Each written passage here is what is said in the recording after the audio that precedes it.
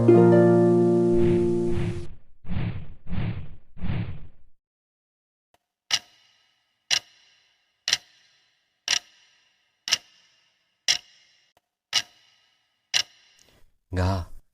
အရှိအတိုင်းဖြစ်ပါစေ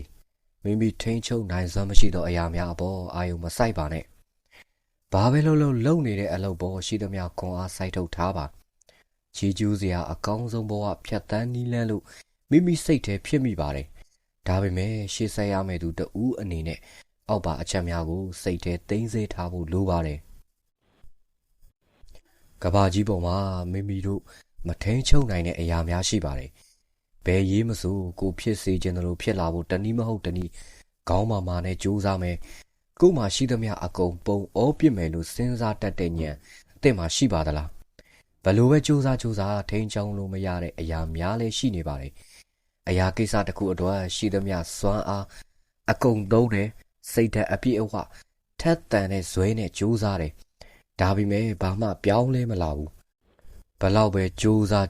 ပင်ပန်းတာပဲအဖက်တင်တယ်စိတ်ဒုက္ခခံစားရတယ်မိမိတို့ရရှိထားတဲ့ဘဝတစ်ခုဟာမိမိတို့ချုပ်ကင်လွှမ်းမိုးလို့မရတဲ့အရာများနဲ့ပြည့်နေတယ်ဥပမာအားဖြင့်နှလုံးခုန်နေတာကိုရက်ခိုင်းလို့ရပါသလားနှလုံးဟာသူ့သဘောနဲ့သူခုန်နေတာဖြစ်ပြီးကိုဘာမှဝင်ဆွတ်ဖက်လို့မရပါဘူးဘဝကို၌ကလည်းမချုပ်ကင်နိုင်တဲ့အရာများပြည့်နေတာပါကိုလက်လှမ်းမမီတဲ့အရာများဖြစ်ပါတယ်ဇင်ဗုဒ္ဓအယူမှာမိမိတို့ဟာ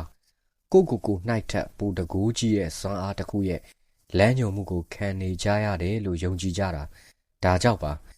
ဒါကိုစကြဝဠာလုံးဆိုင်ရာအမှန်တရားလို့ပဲခေါ်ဒါမှမဟုတ်ဗုဒ္ဓအလိုကျတဘာဝလို့ပဲပြောမိမိတို့ရဲ့ဩဇာတက်ရောက်မှုထက်ကျော်လွန်ပါတယ်ဒီအရာကိစ္စတွေကိုငါတို့ထိန်းချုပ်လို့မရဘူးလို့လက်ခံလိုက်တာအကောင်းဆုံးဖြစ်ပါတယ်ကျမ်းမာရေးကိုမိမိတို့ဘလောက်ဂရုစိုက်တတိထားကြပေမဲ့နေမကောင်းဖြစ်ခြင်းသို့မဟုတ်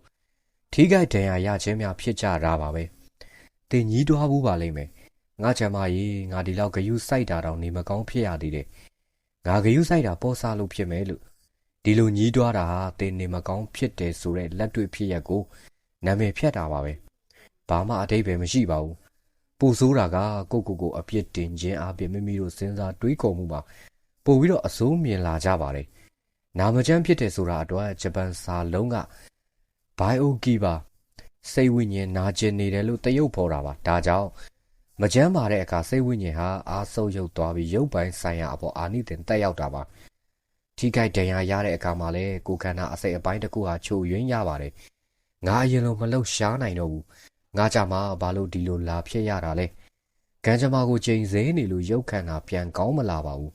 မိမိရဲ့နေ့ရက်များကိုသာမုံပိုင်းစေပါလိမ့်မယ်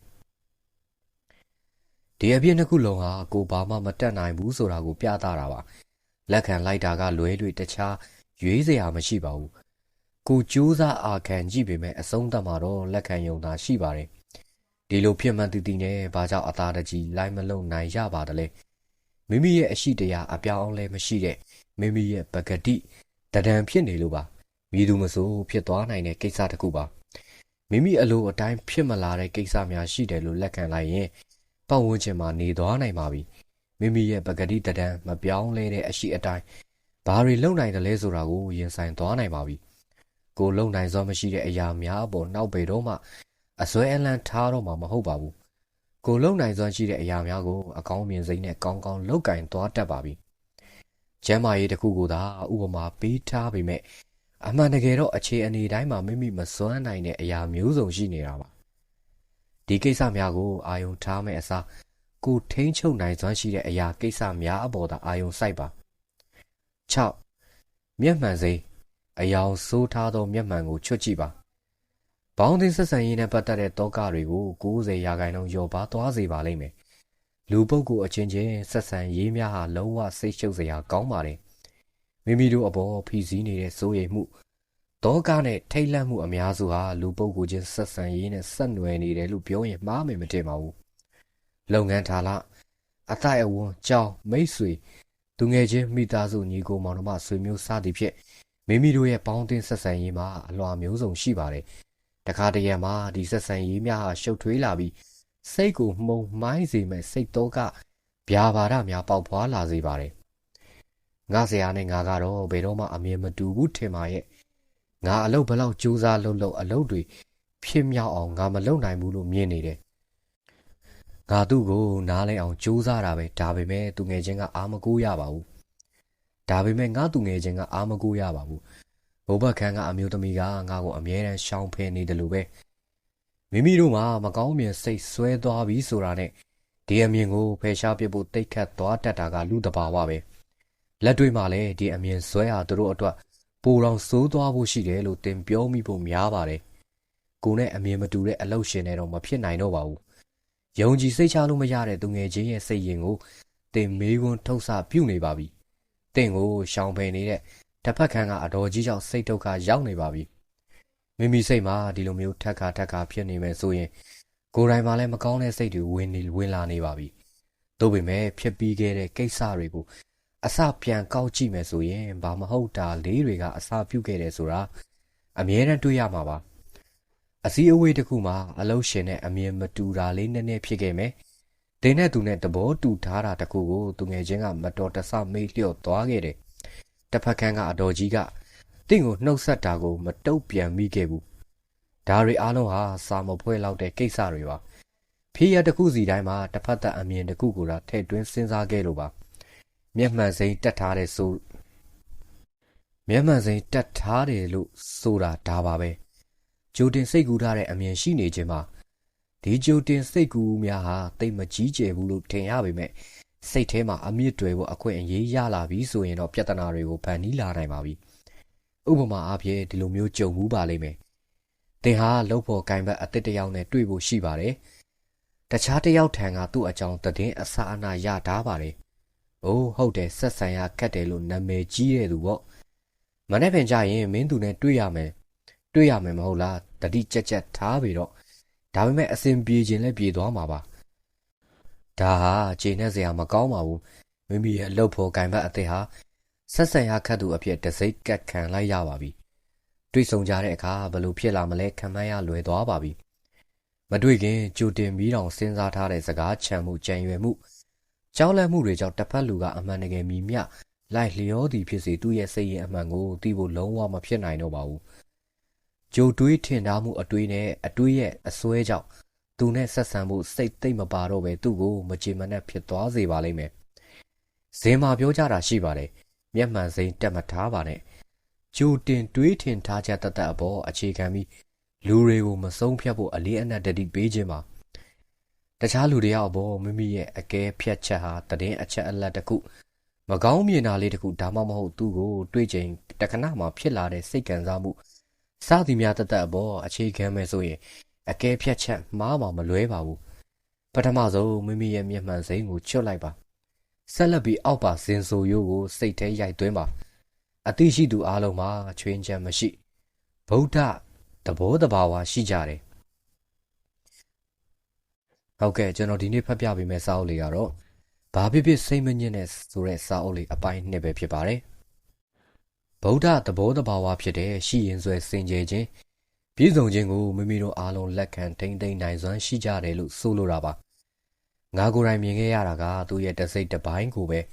ပေါင်းစုမြင်ထားခဲ့တာပါနောက်တစ်ချိန်ကျရင်သူ့ရဲ့ဗုဒ္ဓသဘောတဘာဝကိုရှာတွေ့ဖို့ကြိုးစားမယ်ဇင်ကတင် जा ပေးတာကလူသားအလုံးမှာဗုဒ္ဓသဘောတဘာဝကျင်နာမှုနားလေသဘောပေါက်မှုနှွေးထွေးမှုဘေးကင်းရဲ့ယုံမှုများရှိကြတယ်ဒီတဘာဝကိုအခြားသူများထံမှမြင်နိုင်မှုကြိုးစားခဲ့ရင်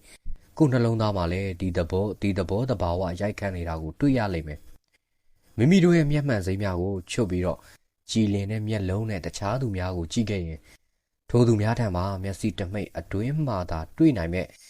ဗုဒ္ဓသဘောတဘာဝကိုတွေ့နိုင်ပါလိမ့်မယ်တခြားသူများရဲ့အမျိုးမျိုးသောဘက်များကိုမြင်နိုင်ပြီးဆိုတာနဲ့ကိုယ်နဲ့အမြင်မတူဘူးဆိုတဲ့မိမိအထက်လူကြီးဟာစီကံကြီးဆဲရှိနေပါစေမိမိကိုမျက်နှာသာပေးလာပါလိမ့်မယ်အာမကိုရဘူးဆိုတဲ့သူငယ်ချင်းဟာလည်းအနေငယ်စိတ်ပါလက်ပါမရှိစေအောင်တော့ချစ်စရာကောင်းပြီးပေါင်းတဲ့ရလွယ်လာပါလိမ့်မယ်မိမိကိုရှောင်ဖယ်နေတတ်တဲ့တစ်ဖက်ခန်းကအတော်ကြီးလဲရှက်ကိုရှက်ကန်ဖြစ်နေတတ်ပေမဲ့ဟန်မဆောင်တတ်တဲ့နှလုံးလှသူဖြစ်လာပါလိမ့်မယ်ဒီမကောင်းတဲ့အမြင်မကောင်းမြင်ခံစားမှုတွေရဲ့နောက်မှာအမှန်တကယ်ရှိနေတာက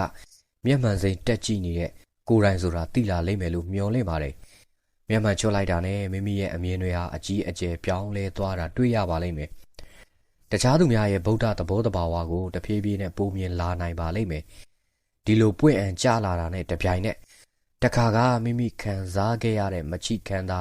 ဖြစ်မှုတွေဒေါသတွေဒါမကပေါင်းတင်ဆက်ဆံရေးမှာအခြေတည်နေတဲ့စိုးရိမ်တော့ကပြာပါဒများဟာကိုယ်တိုင်အောင်တိကျိန်မရလိုက်ပဲပျောက်ကွယ်သွားပါလိမ့်မယ်ခုနှစ်သဘောထားကြီးပါငဲ့ညာပါမိမိရဲ့အစစ်အတန်း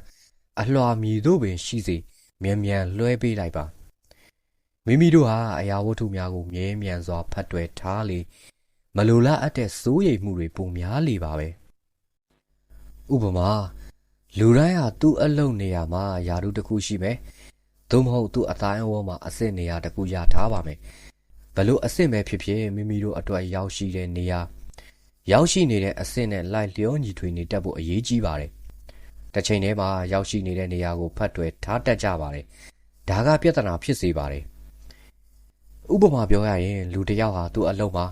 မန်နေဂျာသို့မဟုတ်ဒုဥက္ကဋ္ဌယာဒူးရထားတယ်ဆိုပါစို့။သူတို့ယာဒူးမပြုတ်ရေးကိုပဲအာယုံစိုက်ကြပါလိမ့်မယ်။ဒီယာဒူးကိုသူတို့မှန်းထားတာကြာပြီ။အခုဒီယာဒူးကိုရပြီဆိုတော့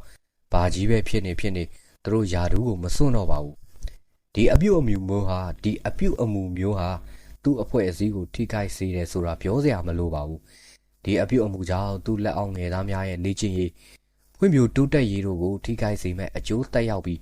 အဖွဲ့အစည်းအတွင်းမှာမပြောရဲမဆိုရဲဖြစ်လာစေပါလိမ့်မယ်ယာဒူးအစစ်အတန်းကိုကုတ်တွယ်ထားသူအလွန်အမင်းတွေ့တာလွန်းသူအကြီးအကဲကိုသူ့လက်အောက်ငယ်သားတွေကမနှစ်သက်ကြပါဘူးဒီအဖြစ်ကိုမရိပ်မိတဲ့သူကလည်းသူတယောက်ပဲဖြစ်ပါလိမ့်မယ်။ဒါနဲ့ပတ်သက်တဲ့ဇင်ဆိုရိုးကတော့မရှိပါဘူး။ကွန်ဖျူရှက်ဝါဒရဲ့ကဏ္ဍဝင်စာအုပ်9အုပ်ထဲကတအုပ်ဖြစ်တဲ့မှတ်တမ်းစာအုပ်မှာမာနထောင်လွှားခြင်းဟာကြာဆုံးခြင်းကိုဥတည်တယ်။နှိမ့်ချခြင်းစုသာရလိမ့်မယ်လို့ဆိုလိုထားပါတယ်။တနည်းပြောရရင်စိတ်ကြီးဝင်နေတဲ့ကိုသာအဓိကထားတတ်တဲ့ပုံကိုမျိုးဟာဆုံးရှုံးမှုကိုသာဖြစ်စေပြီးရိုးသားနှိမ့်ချတတ်တဲ့သူကတော့အကျိုးအမြတ်ခံစားရပါလိမ့်မယ်။အချိန်ကြာရောက်လာတဲ့အခါမိမိယာရုအဆင့်တွေကိုဖတ်တွယ်မထားပဲဘယ်အချိန်မှသဘောထားကြီးစွာလက်လွဲပေးရမလဲဆိုတာကိုအတိအမှတ်ပြုထားဖို့အရေးကြီးပါတယ်။မှန်ပါတယ်။ကုမ္ပဏီများစွာမှာအကြီးအကဲဖြစ်သူဟာသူအနားယူသွားရင်သူ့လက်အောက်အဆင့်ကပုဂ္ဂိုလ်ကိုသူ့နေရာယူရမယ်လို့ဆုံးဖြတ်နိုင်တဲ့အာဏာမရှိပါဘူး။ဒါပေမဲ့သူတို့လုံနိုင်တာတွေရှိပါတယ်။သူတို့လက်အောက်ကဝန်ထမ်းများကိုကုမ္ပဏီရဲ့ဖောက်သည်များနဲ့အဆုံးသတ်ညှိနှိုင်းမှုများလုပ်ရမှာလုပ်ပိုင်ခွင့်လွှဲပေးထားတာမျိုးကော်မတီရဲ့ဥက္ကဋ္ဌတာဝန်ကိုတခြားသူတဦးအားစိတ်ချယုံကြည်စွာလွှဲအပ်တာမျိုးမနက်ပိုင်းလမ်းညွှန်ချက်ပြောကြားခြင်းကိုမိမိလက်အောက်ကဝန်ထမ်းတဦးစီကိုအလှည့်ကျပြောခိုင်းခြင်းမျိုးစတာတွေဖြစ်ပါတယ်တခြားလုံနိုင်တာတွေအများကြီးရှိနေပါတယ်မိမိရဲ့တာဝန်ဝတ္တရားကိုလက်ဆင့်ကမ်းပေးတယ်ဆိုတာကိုလက်အောက်ငယ်သားကကိုနေရာကိုတိုက်ယူသွားလိမ့်မယ်လို့အတိတ်ပဲမရပါဘူးရဲလို့ပါဒီယာရုအစစ်မှာနှစ်ပေါင်းများစွာလုပ်ခဲ့တဲ့အတွေ့အကြုံများကလည်းမိမိမှာစုဆောင်းမိသားရှိနေပါတယ်ပိုအရေးကြီးတာကတော့မိမိရဲ့အတွေ့အကြုံများကပိုအရေးပါတာကတော့မိမိရဲ့အတွေ့အကြုံများကမိမိကိုတပန်းသာစေတဲ့အချက်ပါ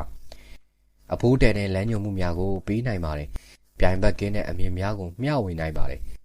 မိမိရဲ့လက်အောက်ငယ်သားများဟာမိမိကိုပြန်လည်မတင်ပြနိုင်တော့တဲ့အခါမှာဒါမှမဟုတ်စီမံကိန်းတစ်ခုအတွက်ကိုယ်စလဲလွတ်လိုက်တဲ့အခါများမှာတချို့သူများဟာဘာလို့ရမှန်းမသိဖြစ်သွားတတ်ပါတယ်။စိုးရိမ်ပူပန်သွားတတ်ကြပါတယ်။ဒါမှမဟုတ်နေသားကြဖို့အချိန်ယူကြရပါတယ်။ဒါပေမဲ့ဒီကာလမှာသူတို့ဂျေစုတင်မိဆုံးဖြစ်မှာကတော့အတွေ့အကြုံများတဲ့သူတစ်ယောက်ရဲ့လမ်းညွှန်မှုကိုပါအခြားအရာများထက်ဒီလမ်းညွှန်မှုကသူတို့ကိုအလုပ်ပြီးစီအောင်မြင်စေဖို့အထောက်အကူပေးပါတယ်။သူတို့လုံနိုင်စွမ်းကိုလည်းသိမြင်လာစေပါတယ်။လူတိုင်းမုန်းတဲ့အလုပ်အကြီးအကဲနဲ့ဖျောက်ကြီးစန့်ကျင်ဘက်ကတော့အားကိုးရတဲ့အားပေးတတ်တဲ့အလုပ်အကြီးအကဲကကုမ္ပဏီကိုထိခိုက်စေမယ်ဆိုတာပြောစရာတော့မလိုပါဘူး။လူတိုင်းမုန်းတဲ့အလုပ်အကြီးအကဲနဲ့ဖျောက်ကြီးစန့်ကျင်ဘက်ကတော့အားကိုးရတဲ့အားပေးတတ်တဲ့အလုပ်အကြီးအကဲပါလက်အောက်ငယ်သားမကြိုက်တဲ့အလုပ်အကြီးအကဲကကုမ္ပဏီကိုထိခိုက်စေမယ်ဆိုတာပြောစရာတော့မလိုပါဘူးမိမိရဲ့ယာရုအစစ်အတန်းကိုကာကွယ်ဖို့လိုအပ်တယ်လို့ပိုယူဆလေမလိုအပ်တဲ့ပူပင်တော့ကမျိုးစေ့တွေချမိလေ စိတ်ချမ်းသာမှုရှာတွေ့ဖို့ပိုခက်လေလေဖြစ်ပါတယ်ကိုရာထူးအဆင့်ကိုဖတ်တွယ်မနေပဲတခြားသူတဦးကိုအလွယ်တကူကိုစားလွှဲပေးနိုင်တယ်ဆိုရင်မိမိကိုတွေ့ကတ်ထားတဲ့စိုးရိမ်ပူပင်မှုတွေမျိုးဆက်များဟာစိုးရိမ်ပူပင်မှုမျိုးစိတ်များဟာသူ့အလိုလိုကွာကျသွားပါလိမ့်မယ်မိမိရဲ့အမြင်ဟာကျေပြန့်လာပြီးစိတ်နှလုံးပေါ်ပါလာတာတွေ့ရပါလိမ့်မယ်ရန်သူရဲ့ဓာစာခံအဖြစ်အပန်းမခံပဲသူမတို့မိသားစုငယ်ကျွန်းဆမ်မူရိုင်းတပ်တာကိုခံယူသွားတဲ့ယိုကိုကာဝါဂရာစီယာရဲ့မရဏကဗျာတေကန်ဤရေးဖွဲ့သောကဗျာကဒီလိုပါဒီကဘာကြီးမှာကြွေကြဖို့အသင့်တော်ဆုံးအချိန်ကိုသိခြင်းဟာဘန်ကလေးများကိုအပွင့်လန်းဆုံးဖြစ်စေမယ့်အရာငါတို့လူသားများအတွက်လည်းအတူတူပါဘယ်အချိန်မှာနှုတ်ထွက်ပြီးအလုံးများကိုလက်လွဲပေးရမယ်ဆိုတာကိုသိတဲ့သူတဦးကိုမြင်ရရင်တကယ်ပဲနှစ်ထောင်အားရစရာမကောင်းမိဘူးလားရှစ်အကန့်အသတ်ကိုသိပါမိမိတို့ကိုယ်ပိုင်အစွမ်းအစရှိသလောက်သာလုံနိုင်သည်အကန့်အသတ်ဆိုတဲ့စကားကြောင့်သင်မှာဘလို့ခံစားချက်တွေပေါ်လာပါသလဲအစိုးမြင့်တစ်ခုဖြစ်ဖို့များပါလိမ့်မယ်တိုးပေမဲ့အကောင်းမြင်ဘက်ကလှည့်စဉ်းစားကြည့်ရအောင်ဥပမာအားဖြင့်အလုပ်တစ်ခုလုပ်တဲ့အခါမိမိလုံနိုင်စွမ်းဘယ်လောက်ရှိသလဲဆိုတာသိထားဖို့အလွန်အရေးကြီးပါတယ်အံ့ဩစရာကောင်းတာကလူတော်တော်များများဟာဒါကိုမသိကြပါဘူးအလုပ်ခေါ်စာတစ်ခုရောက်လာတဲ့အခါသူတို့ဒီအလုပ်နဲ့တင့်လျော်ဤမတင့်လျော်ဤကိုမစင်စားတော့ပဲလူချင်းစိတ်ရှိနေကြသူများပါတယ်လူများသူတို့လုံနိုင်စွမ်းရှိသလောက်သာလုံနိုင်ကြတာကြောင့်အလုပ်အတွက်လိုအပ်ချက်တွေကသူတို့စွမ်းဆောင်နိုင်တာထက်ကျော်လွန်လာတဲ့အခါလောက်ခိုင်းထားတဲ့အလုပ်ကိုမလုပ်နိုင်ကြတော့ပါဘူးအကျိုးရလဒ်ထွက်လာအောင်လည်းမစွမ်းဆောင်နိုင်တော့ပါဘူးဒီအချက်နှစ်ခုလုံးဟာတခြားသူများအတွက်အဓိကအနှောက်အယှက်ကြီးဖြစ်နေပါတယ်မိမိတို့မလုပ်နိုင်တဲ့အလုပ်တစ်ခုကိုရင်ဆိုင်ရတဲ့အခါဖြစ်လေရှိတာကစိတ်ဒုက္ခရောက်ကြရတယ်စိတ်မရှိဖြစ်ကြရတယ်စိတ်တူကြရတယ်စိတ်ပြတ်ကြရတယ်ဝမ်းနဲ့ပတ်လက်ဖြစ်တဲ့အထီတောင်ဖြစ်ကြရတယ်ဒီအလုပ်ကအလွန်ကြီးမားတဲ့စိတ်ဝန်တော့ဝန်ဖို့ကိုမိမိတို့အပေါ်တင်ပေးလိုက်ကြတာပါဒီလိုစိတ်ဒုက္ခမရောက်စေဖို့တော့ချက်ကတော့မိမိရဲ့အကန့်အသတ်ကိုမိမိတည်ထားဖို့အလုပ်ခွင်မှာအစမ်းသက်ခံရတဲ့အခါကိုလုံနိုင်စွမ်းကိုတည်ထားဖို့ပါပဲဘာကိုဆိုလိုရဲဆိုတာသင်သိပါသလားတင်းရဲ့အကန့်အသတ်ကိုတည်ခြင်းဆိုတာဟာကိုယ်ပိုင်အစွမ်းအစကိုဆိုလိုတာပါတင်းလုံနိုင်တဲ့စွမ်းတင်းလုံနိုင်စွမ်းကတော့တင်းကိုပဲအစင်တီပို့ဆောင်ပေးနိုင်မလဲဆိုတာကိုကောင်းကောင်းအကဲဖြတ်နိုင်ခြင်းပါအကန့်အသတ်ကိုတည်သူများဟာအရင်အချင်းမရှိတာမဟုတ်ပါဘူးသူတို့အလုပ်ကိုသူတို့လုံနိုင်ကြပါတယ်သူတို့ဘယ်လောက်ထိအားထားနိုင်မလဲဆိုတဲ့ပြဿနာတာဖြစ်ပါတယ်သူတို့တိနဲ့ဖြစ်စေမတိဘဲနဲ့ဖြစ်စေမန်တိုင်းတက်ပြတက်တာကြောင့်မန်တိုင်းတက်ပြတက်တာမျိုးကျဲလောင်စွာကြွားဝါတာမျိုးလှုပ်ခဲကြတယ်သူတို့ပတ်ဝန်းကျင်မှာရှိသူများကလည်းသူတို့အပေါ်ယုံကြည်စိတ်ချစိတ်များပို့ထားခြင်းတက်ကြတယ်သူတို့ရဲ့အကန့်အသတ်ကိုကြော်လှုပ်ခြင်းများကိုရှောင်လွှဲတတ်ကြပါတယ်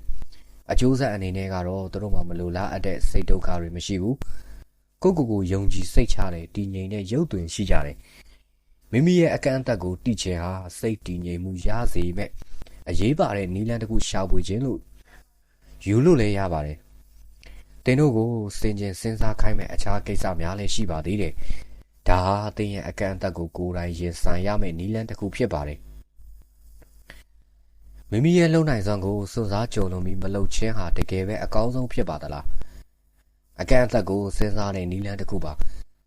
ပိုပြီးလွတ်လပ်မှုပေးနိုင်တဲ့ပိုကောင်းတဲ့နည်းလမ်းတစ်ခုရှိပါတယ်မိမိရဲ့အနာဂတ်စွမ်းရည်ကိုကြည့်ဖို့ပါဥပမာသင်ရဲ့လုံနိုင်စွမ်းဟာ30မှာပဲရှိတယ်ဆိုပါစို့လုံနိုင်စွမ်း7နှစ်လိုအပ်တဲ့သူတစ်ယောက်ကိုခေါ်တဲ့အလုပ်တစ်ခုကိုရှောက်တော့မယ်ဆိုဘယ်လိုလုပ်မလဲအလုပ်ကမိမိလုံနိုင်စွမ်းထပ်ပို့ပြီးတော့မရှောက်တော့ပါဘူးလို့ချက်ချင်းဆုံးဖြတ်ချက်ချလိုက်ပါလား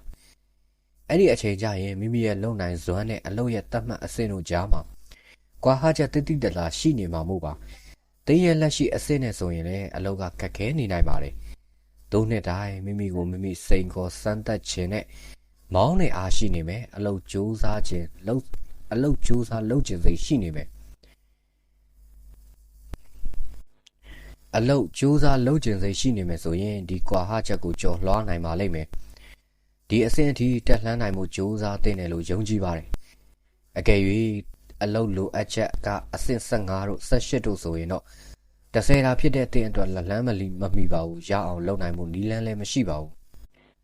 မိမိကိုစိန်ခေါ်နေတဲ့အလုပ်ရဲ့အပိုင်းအခြားက10နဲ့12ကြားရှိနေမယ်ဆိုရင်တော့မိမိရဲ့အကန့်အသတ်ထက်ကျော်လွန်အောင်ကြိုးစားကြည့်တာဟာအဖိုးအနက်ကထိုက်တန်ပါတယ်မိမိတယောက်တည်းအမြင်ပါသင်ရောဘလို့ယူဆပါသလဲနောက်တစ်ဆင့်ကိုမိမိရှင်းလင်းနိုင်ပြီဆိုတာနဲ့မိမိကိုမိမိယုံကြည်စိတ်ချလာနိုင်ပါပြီမိမိရဲ့လုံနိုင်စွမ်းဟာလည်းအမှန်တိုးပွားလာပါလိမ့်မယ်တစ်ဆက်တည်းမှာမိမိကိုစိန်ခေါ်နေတဲ့အဆင့်ကလည်းပိုမြင့်လာတဲ့တဘာဝပါပဲနောက်တစ်ချိန်ကျရင်ပိုမြင့်တဲ့အဆင့်ကိုရင်ဆိုင်နိုင်လာပြီးမိမိကိုမိမိဆက်လက်စိန်ခေါ်နေမှာဖြစ်ပါတယ်မိမိရဲ့အကန့်အသတ်ကိုသိဖို့အရေးကြီးပါတယ်နောက်တစ်ဆင့်စိန်ခေါ်လာမှုကိုမျက်ခြေမပြတ်ဖို့ကလည်းအတတ်သမျှအရေးကြီးပါတယ်ဒီစကားလုံးများကိုတင့်နှလုံးသားနဲ့ခံယူနိုင်လိမ့်မယ်လို့မျှော်လင့်ပါတယ်အခန်းနှစ်လက်ရှိအချိန်လက်ရှိနေရာတွင်ရနိုင်သောအရာကိစ္စများကိုသာအာယုံစူးစိုက်ပါဤသို့လုပ်ခြင်းဖြင့်မလိုအပ်သောကိစ္စများအပေါ်အာယုံထားမှုမရှိနိုင်တော့ပါဘူးကိုတိတာထင်ရှားသောကိစ္စများအပေါ်ပြန်သုံးသပ်ပါပြစ္ဆုတ်ပံခဏတွင်သာတွေးနိုင်သည့်ဒုက္ခကိုတင်သိလာပါလိမ့်မယ်ဘဝရဲ့တိတာထင်ရှားတဲ့အရာကိစ္စများအပေါ်ကျေးဇူးတရားထားရမှာကိုတတိမပြုတ်မိပဲထားတတ်ကြတာများပါတယ်ဒီအကြောင်းကိုမိမိမကြာခဏဟောပြောပို့ချဘူးပါတယ်ဒေကြတဲ့အကောင်းဆုံးဥပမာတစ်ခုကတော့မိမိတို့မှာမိဘများရှိနေခဲ့ကြတယ်ဆိုတဲ့အချက်ပဲဖြစ်ပါတယ်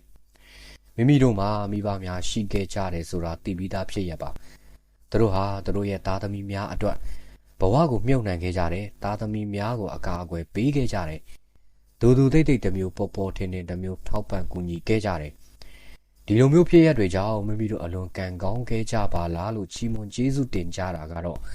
မိဘများကွယ်လွန်ပြီးချိန်မှသာပြောတတ်ကြတာမကြာခဏဖြစ်ပါတယ်ဇာတိမျိုးကလေးကနေကျွန်တော်အကြိုက်စားစရာတွေအမေပို့ပေးလေးရှိတာကိုတတိယမိတဲ့အခါတိုင်းအမေမရှိတော့တာကိုကျွန်တော်အလွန်ဝမ်းနည်းသွားမိပါတယ်ဆွေမျိုးတွေအားလုံးနဲ့ဆက်ဆံရမှာဘလောက်အဆင်မပြေဘူးလဲဆိုတာကျွန်တော်ပြောမပြတတ်လောက်အောင်ပါပဲအဖေတယောက်ကသာကိစ္စတိုင်းကိုသူတို့နဲ့ရင်ဆိုင်ဖြေရှင်းပေးခဲ့တာအမြဲတမ်းပါဘလောက်ခက်ခဲခဲ့မလဲဆိုတာကျွန်တော်ဘယ်တော့မှမသိနိုင်တော့ပါဘူးလက်စုပ်လက်ကင်ပြနိုင်သည်ဖြစ်စေမပြနိုင်သည်ဖြစ်စေမိဘများအပေါ်မိမိတို့ဘလောက်မိကိုခဲ့ရတယ်လဲဆိုတာကိုမသိခဲ့ကြပါဘူးမိမိတို့ပေါ်ဆဆသဘောထားခဲ့ကြတဲ့မိဘများကမိမိတို့ကိုလှုပ်ပေးခဲ့တဲ့အရာတိုင်းဟာမိဘတွေရဲ့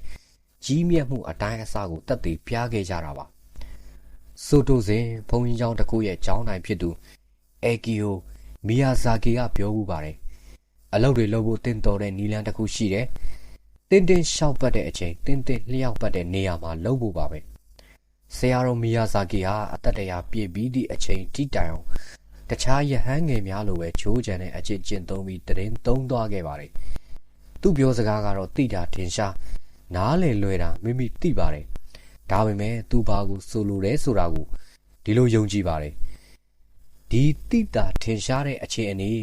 ကို၌ထဲမှာစင်ញံအလင်းရမှုရှိနေတယ်ဆိုတာကိုသိလာရတဲ့အတွက်ပုံမူကျေးဇူးတင်ရမယ်ဆိုတာပါမိမိတို့ပတ်ဝန်းကျင်မှာရှိပြီးစစ်မှန်တယ်လို့ယူဆထားတဲ့အရာများကိုမိမိတို့တဦးချင်းစီကအချိန်ယူပြန်လဲသုံးသက်စင်ញင်ကြည့်ရင်ဘယ်လိုနေမှာပါလဲမနက်ခင်းမှာအိယာထားတယ်နက်နက်စာကိုပြင်ဆင်တယ်အလုပ်သွားတယ်အလုပ်စပွဲကပုံမပြတ်ရှိနေတယ်ကောင်းဆုံးကိစ္စတစ်ခုဂျုံတဲ့အခါစကားဆိုကြတယ်မိတ်ဆွေများကလာရောက်စားတော့ကြမယ်အိပ်ပျော်နေတဲ့ကလေးများမျက်နှာကိုကြည့်ုံနဲ့သူတို့တက်တာကြီးပြင်းခဲ့သလားဆိုတာကိုပြောနိုင်မယ်ဒါတွေဟာဒီအချိန်ဒီနေရာမှာရှိနေတဲ့တိတာထင်ရှားတဲ့ကိစ္စများဖြစ်ပါတယ်ဒီအရာတွေကမိမိတို့ကိုဘလောက်အထောက်အကူပေးသလဲအားဖြစ်စေပါသလဲဒါမှမဟုတ်ဘလောက်စိတ်ချမ်းသာစေသလဲဘလောက်စိတ်အားတက်စေသလဲစိတ်ကူးဉဏ်ကိုမြူးစေပါသလဲဒါတွေအပေါ်တတိရှိဖို့တိုက်တွန်းလိုပါတယ်ဒီလိုလှုပ်ခြင်းဖြင့်စိတ်သက်ရေးရာပြောင်းလဲမှုကြီးတစ်ခုနဲ့ကြုံရပါလိမ့်မယ်ကိုမိသားစုအပေါ်ဒေါသဖြစ်နေတဲ့စိတ်တွေလက်လွတ်စပယ်လှုပ်လိုက်တဲ့အလုပ်တွေမိမိအတွက်အသုံးမတည့်တဲ့မိတ်ဆွေတွေဒါတွေအားလုံးပျောက်ကွယ်သွားပါလိမ့်မယ်ဒီအချိန်ဒီနေရာဒီခဏတာရဲ့ဒုက္ခကိုမိမိခံစားရပါလိမ့်မယ်မိမိအနာမှာအမြဲရှိနေတယ်လို့ထင်နေတဲ့အရာများကိုမျက်နှိုးတန်ဖိုးထားလိုက်ပြီးဆိုတာနဲ့အရာတိုင်းအပေါ်ကျေးဇူးတင်စိတ်ဖြစ်လာပါလိမ့်မယ်ရင်းငွေစရာစိတ်တူစရာစိတ်သက်ကြစရာကိစ္စများအပါအဝင်မိမိရဲ့စိတ်ထဲမှာဒီသဘောထားရှိနေမယ်ဆိုရင်ကျေးဇူးတင်စိတ် အမြဲထားလာနိုင်မှာဖြစ်ပြီးဘဝအပေါ်လဲလေးနက်တဲ့အကျိုးသက်ရောက်မှုဖြစ်ပေါ်လာစေပါလိမ့်မယ်